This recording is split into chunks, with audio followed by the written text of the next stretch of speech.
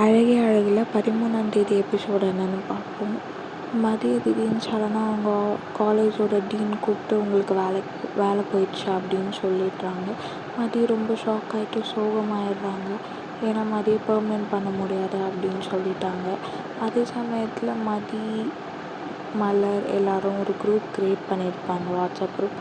அதில் மதி மட்டும் வேலைக்கு போகிறா அப்படின்னு சொல்லி பேசியிருப்பாங்க. ஆனால் மதி சோகமாக நான் வேலைக்கு போகல, நான் ஒரு மாதிரி இருக்கேன் அப்படின்னு சொல்லிடுவாங்க.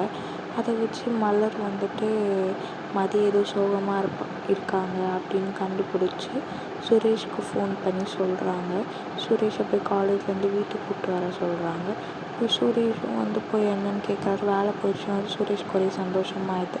ஆனால் இதெல்லாம் சுரேஷோட மாமானால அப்படின்னு சொல்லி சுரேஷ்க்கும் தெரியாது, மதிக்கும் தெரியாது. மதி இதை கண்டுபிடிக்கிறீங்களா என்னன்ட்டு நம்ம எபிசோடில் பார்ப்போம்.